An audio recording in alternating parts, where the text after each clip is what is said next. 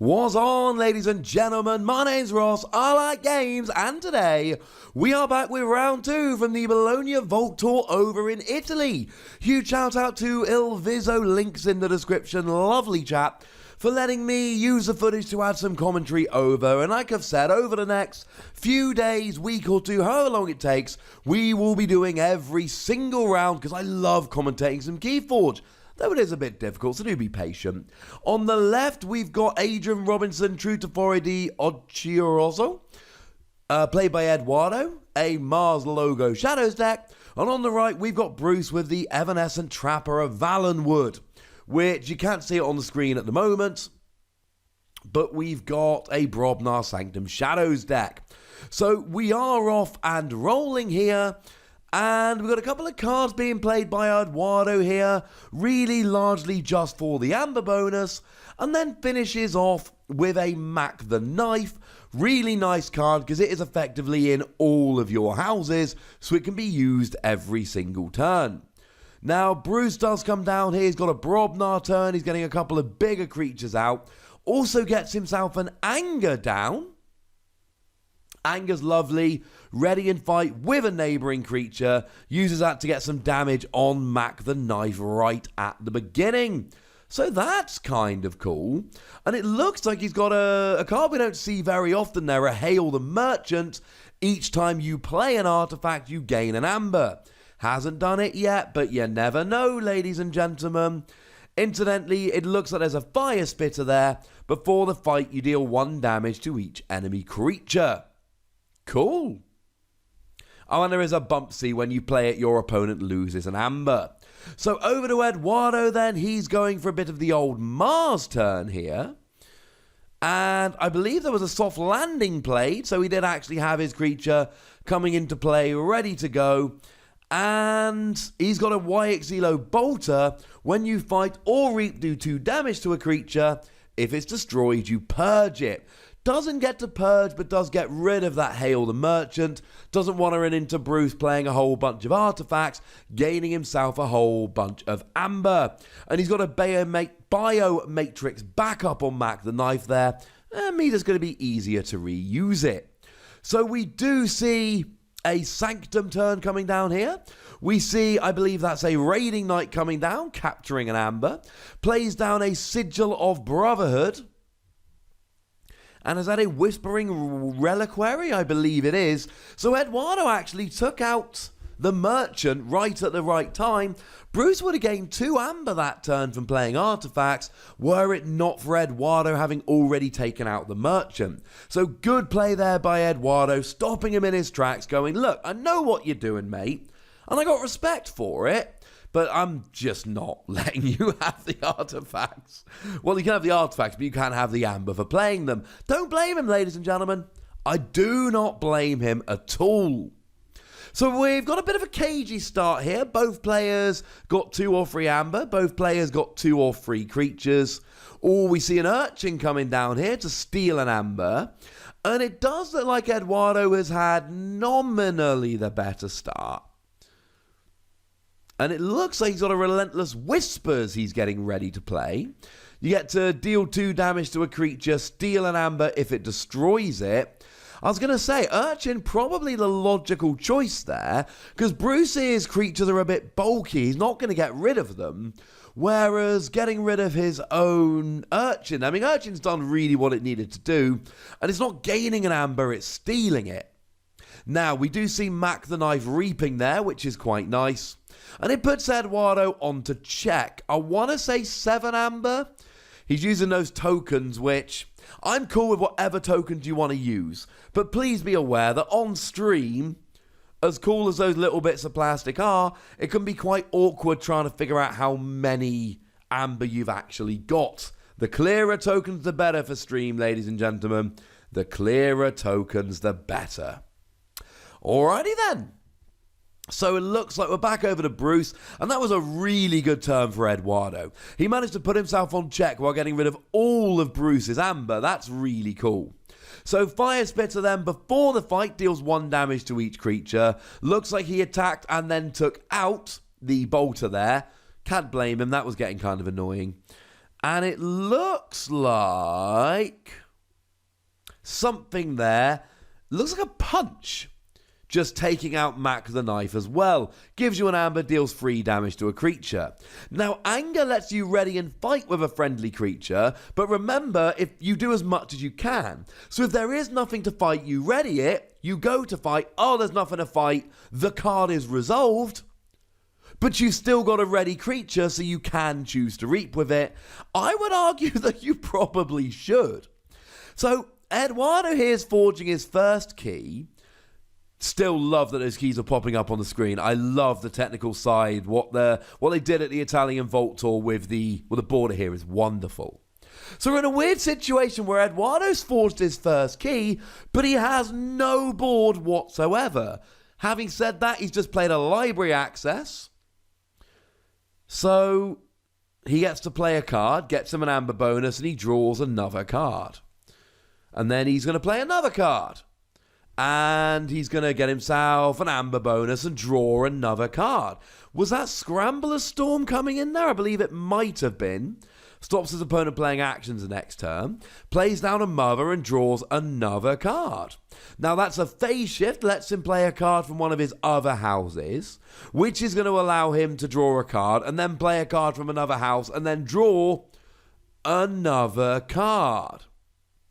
Now, that's a battle fleet, if I'm seeing that correctly. Reveal any number of Mars cards from your hand. For each card revealed in this way, draw a card. Yeah, you see the combo he's working on here? Oh.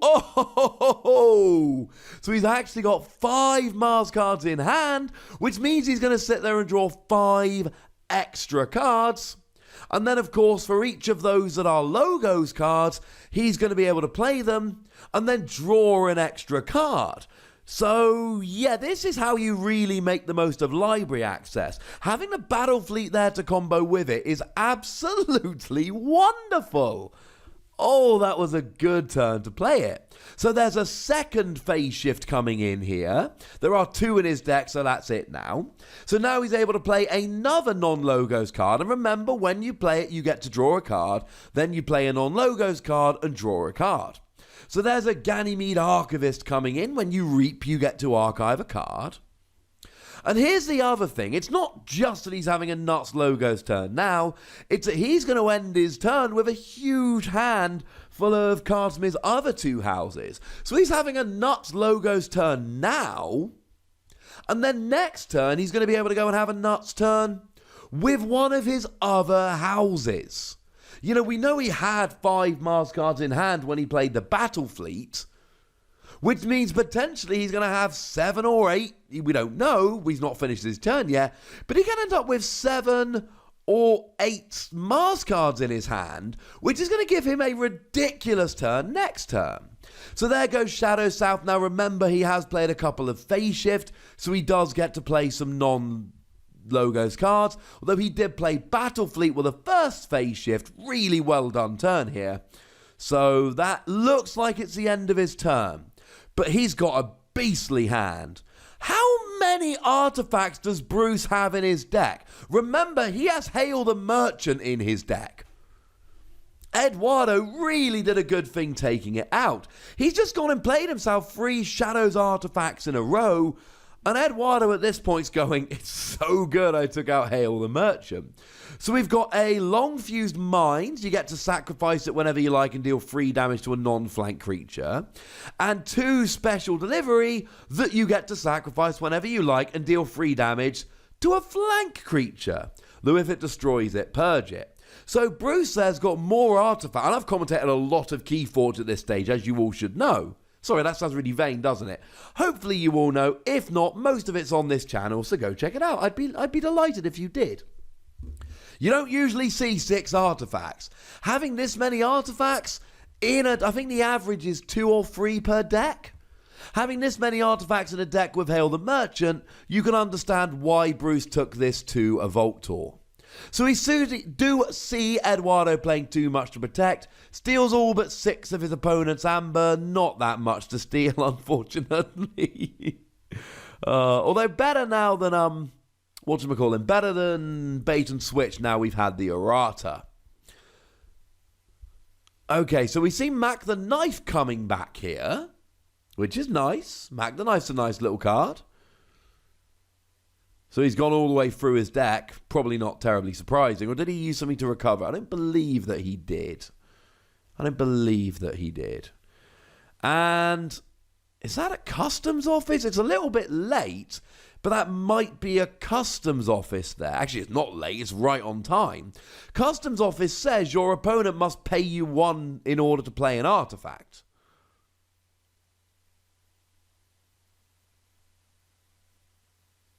And I think they're just making them take the amber off. Seriously, those little, especially for someone who's colorblind like myself, those little plastic things are not great on stream. I'm just putting that out there.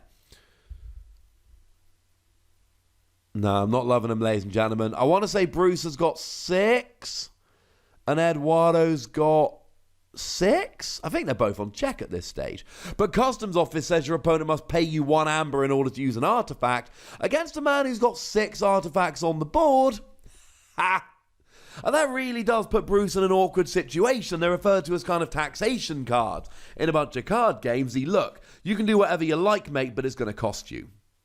So we do see a Nexus coming down here, which is also kind of fun. That's not a Nexus, I'm lying to you. That's a Noddy the Thief. He's got an action that steals an amber. So Eduardo is kind of quietly loving this. He has, and look, we know that last turn was the turn. Last turn was absolutely nuts. And you saw the Shadows turn he just had. And make no mistake about it, this ridiculous Shadows turn he's just had doesn't happen without the ridiculous library access turn he had last turn. That's how he's able to pull it off. So Long Fused Minds happens here, but he should have to pay an amber in order to do that. I think he did, because of the Customs Office. I'm sure that's Customs Office. And okay, so that's doing some damage. Gets rid of a couple of creatures. That's nice. Now he plays down, is that Whistling Darts? Do a fair bit of damage going down here as well. No, that's not Whistling Darts. Is that Nerve Blast? I can't quite see, unfortunately. It might have been a Poison Wave. Yes, it dealt about a bunch of damage to all the creatures. Either way, he's getting himself a bunch of amber and taking out all the creatures. That's the headline here. He's really doing a good job of getting all rid of them. Then he puts down a Nexus, and that is a Nexus, incidentally. Lets you use an opponent's artifact as if it were your own. Of course, at the moment, the only thing Eduardo's got down is Customs Office, which has a passive ability. It's not an artifact that you can use, so to speak. Hey-ho. So, Eduardo did have a really good board state. Bruce took it all away. But Bruce hasn't forged his first key yet. He's sitting there on like 7 amber, and that's wonderful. But he's not forged a key yet, ladies and gentlemen. And Eduardo has. Now, it looks like Eduardo's not forging either. And the question is, what's he left with? He had those 2 nuts turns. But we know, he's playing Key Abduction here. Is he able to forge a key? No, he's miles away. But he is now having his nuts Mars turn after having his nuts Shadows turn, which was brought on by his nuts Logos turn. So, that's quite nice. Now, it looks like that's a swap widget, the one that was focused on the playmat. Return a friendly Mars creature to your hand. If you do, put a Mars creature with a different name from your hand into play and ready it. He puts down a Chuff Ape. Big bad boy, but comes into play stunned. And he gives himself a Zyzzyx the Many, which is kind of cool. Gets Combat Pheromones down. That's nice because it lets you use 2 Mars cards during a non-Mars turn.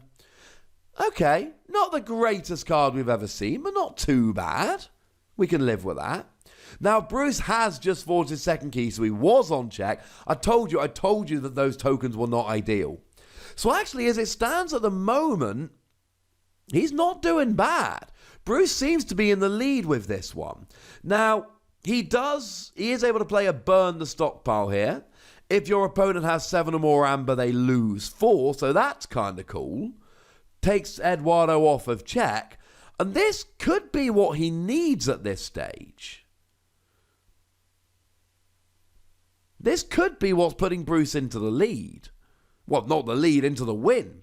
He's got himself a second fire spitter down, and he's got 2 keys, but Eduardo's not forging his second key, which means Bruce is going to have another turn to try and race for amber. I mean, they've got the same amount of amber at the moment, but Bruce has forged 1 more key.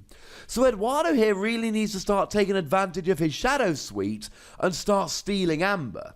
It's not enough. When you're behind in the game, you don't have the luxury of just rushing for amber.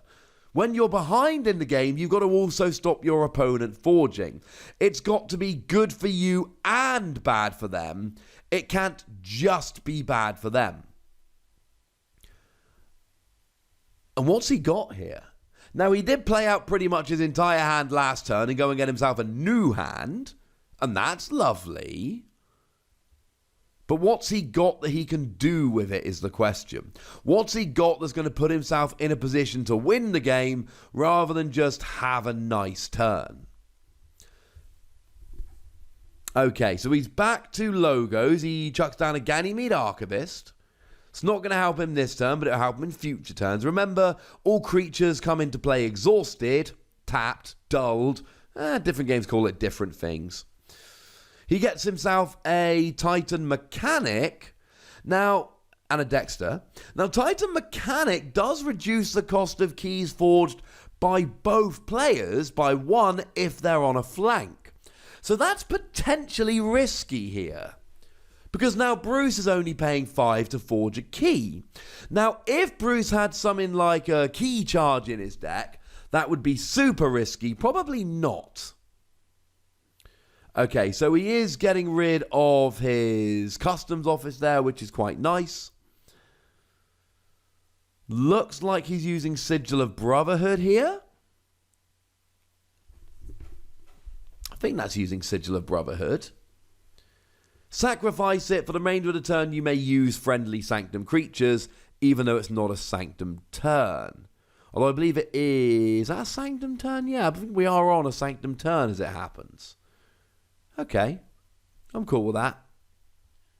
Now, we do see a Cleansing Wave come down. Heal 1 damage from each creature. Gain 1 amber for each creature healed this way. Remember, that does work for your opponent as well. So you heal 1 damage from each of your opponent's creatures, and you gain 1 amber for each of their creatures you healed. That's how Bruce just got that much amber in one go. That was good.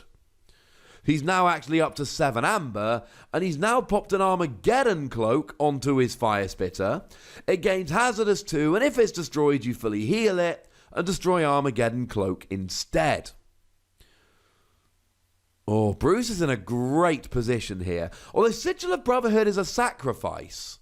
So if I don't think he used that ability. I think he played it, and it came into play exhausted, because he had another one on there. So I do believe he just exhausted it. Plus, you would never play it on a Sanctum turn, because it lets you use your Sanctum creatures. But if it's a Sanctum turn, you can use them anyway. It would be superfluous, to put it nicely, irrelevant, and a bit silly, to put it slightly more rudely.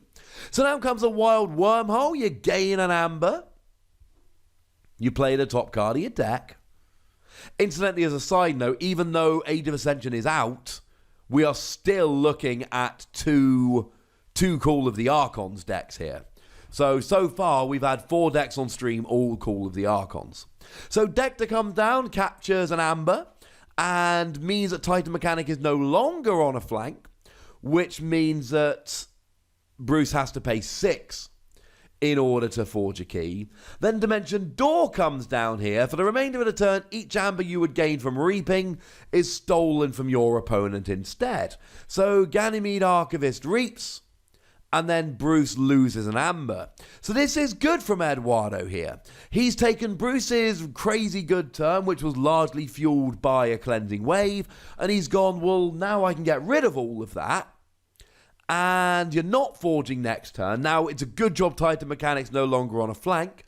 Otherwise, that would have been a somewhat epic backfire. And Eduardo just readies his creatures and knows that he's going to live to see another day. Now, I can't quite tell if he's on check or not. I want to say no, but I'm not 100% sure. So we do see a Nerve Blast coming down here. Very, very widely played Shadows card. There's actually 3 of them in Bruce's deck, so he's kind of used to it. Steal an Amber and then deal 2 damage to a creature. Not bad. Not amazing, but not bad. Deals 2 damage to Dexter. That's kind of nice here because, of course, if you can destroy Dexter, then you get to have your Amber back. Oh, that's a very nice combo. So Relentless Whispers is the other way round. You deal the damage and you only steal an Amber if you destroy the creature, which he does because of the Nerve Blast, and then he gets his Amber back that Dexter previously captured. And Bruce is ending the turn here with 10 Amber. That might be too much, especially in a post-bait and switch world. That might be too much. You see there, Bruce just used Nexus purely to sacrifice combat pheromones. He doesn't get to use the Mars cards. He has no Mars creatures, but he was doing it just to get it off the board, which I think was a really cool plan. So I am loving this. I think that was a win for Bruce there. I think those couple of Shadows cards there just put Bruce in a position where he's going to win. But remember, we are post-errata, so bait and switch comes down, but bait and switch now can only steal 2 Amber. Bruce is still sitting there on 4. Oh, on 8. Having said that, there's at least 2 Urchin here. So Fagin comes down, and then Urchin comes down to steal an Amber. And then a second Urchin comes down to steal an Amber. Can he steal 1 more? Because if he can, I think it's game.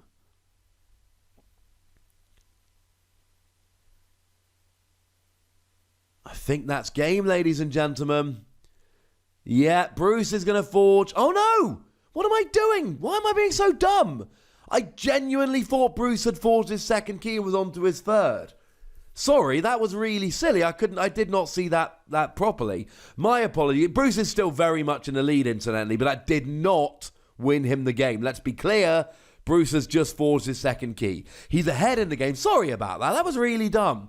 Don't know how many times I alluded to Bruce having forged 2 keys already, but however many times I did that, I do apologise. But like I said at the beginning, Keyforge is a hard game to commentate. There was an awful lot to keep track of, far more so than games like Pokemon or Transformers, for instance. Still love it, though. I love all those games. Games are fun. I like games. Anyway, what's Bruce doing? He's forged the second key. Now, it looks like he's able to take out a couple of creatures here. He's using Fire Spitter, so remember that he does 1 damage to all opposing creatures at the same time. And then it looks like his other Fire Spitter's coming down here. Now, bearing in mind, those Urchin are both gone. It looks like Fagin's going down here as well. And Titan Mechanic is now back on a flank, and that's a 3rd Fire Spitter. Incidentally, there are 3 in his deck. We won't be seeing a 4th. Not at the same time, anyway. And now, where are we going with this? Looks like we got a Reap from Bumpsy. And honestly, and then an Anger ready in fight with a friendly creature. And I believe, now he could go Troll, but I believe if he goes Fire Spitter, yeah, he can actually take out both the creatures, because Fire Spitter will take out the Titan Mechanic, and then the damage from the skill of Fire Spitter will take out Ganymede Archivist. Then, of course, remember that the Armageddon Cloak kicks in. Fire Spitter would be KO'd or destroyed, but in fact it's not. Armageddon Cloak gets destroyed, and Fire Spitter actually gets completely healed. Sweet! That's a nice turnout, ladies and gentlemen. That's a nice turnout. So Bruce, I mean, look, I know I incorrectly stated he was about to win the game, but let's be clear about this. Eduardo's just forged his second key, but he's just forged his second key. Bruce has forged 2. I cannot see how much Amber he's got, but he's got at least a few. And look at his board. He can go Brobnar next turn and just reap for 5 Amber. And that's what you can do. I mean, when you're in the lead and you've got a quite wide battle line, and Bruce is in that position right now, that's what you can do. You can just sit there and go, right, I have got this. I've got so many options. He can essentially do whatever he gosh darn well feels like. And that's a good thing for Bruce. Bruce, he can... I mean, I've said this in a bunch of games, but essentially, when you're ahead, you've got to worry about gaining amber. When you're behind, you've got to worry about gaining amber and slowing your opponent down. And I love Bruce's position. What Eduardo really needs is some semblance of a board wipe here. That would be absolutely brilliant. Now, I don't think that was a Scrambler Storm, but there's a chance that it was. Or was it Fogify? I didn't quite see. He did, however, just play a phase shift that lets him play a non-logos card this turn. He hasn't left himself on check, though. And honestly, I can't quite see Bruce's hand from here. But there is a very large part of me that if I was Bruce, I'd just be going, Reap with Troll, Reap with Fire Spitter, Reap with Fire Spitter, Reap with Fire Spitter, Reap with Bumpsy. Boom! I'm off.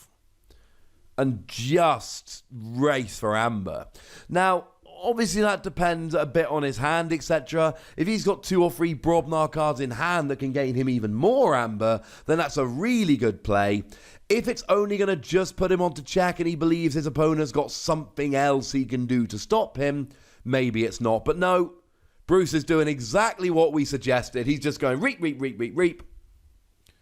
Don't put it over there. We can't see it. I've no idea how much amber he's got. I can't see. I know he's on check. Oh, Sigil of Brotherhood coming in here, allowing him to then also reap with one of his Sanctum creatures. I think... Now, I know I said this before and it was wrong and I ended up sounding silly. But this time I mean it. I think he's actually won the game here. But then again, Eduardo is playing Shadows. He might have some answers. So, so his 7 amber was the answer for how much Bruce had. So, he only needs to steal 1 amber and Bruce is off of check. And he might be able to do it. Looks like he's eyeing up a Relentless Whispers. No, I'm lying to you. It's a pawn sacrifice. Sacrifice a friendly creature and deal 3 damage to 2 creatures. That's not stealing any amber.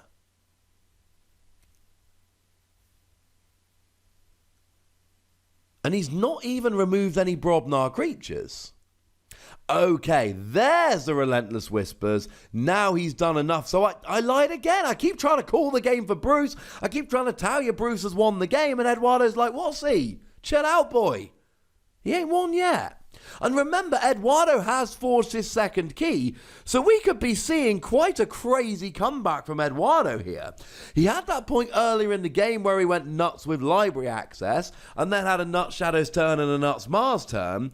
Other than that, for a long time, it's been looking like Bruce has really got this under control. But Eduardo has very slowly and steadily brought this back. He's not had the board. Bruce has had a better board for essentially the entire game. Oh, and after all that, ladies and gentlemen, it just... No, Eduardo's won. Oh, I thought Bruce had something up his sleeve, but he doesn't. And Eduardo completes the comeback. He took Bruce off of forging by using too much to protect and then the Relentless Whispers, and then he put himself in a chance to forge with all of that ember, and Eduardo actually steals a game that I called for Bruce on 2 different occasions. My apologies. Although, like I've said, difficult game to commentate. And we got there. Even when we made a slight mistake, we corrected ourselves. We got there in the end. Frankly, I just didn't see Eduardo winning that game. I'll be honest with you, ladies and gentlemen. I did not see Eduardo winning that game. He never had the board for like the entire game, and he was constantly just stopping Bruce forging and slowing him down. But while he was doing so, he got just enough ember. That was a fun game of Keyforge, ladies and gentlemen. That was definitely one of the better games we've streamed. All right. So, I enjoyed that, ladies and gentlemen. I enjoyed that. So there we go, ladies and gentlemen. That's kind of cool. I enjoyed that, but I'd like to know what you think about that game. So please do let me know in the comment section. Go nuts, be nice, and then make sure you like this video, subscribe to this channel, and follow me on Twitter at the Wossy, where we talk Keyforge and a whole bunch of other games. And then, of course, wait, where am I going with this? Look after yourselves till next time. Thank you very much for watching. My name's Ross, and you've been watching Wossy Plays.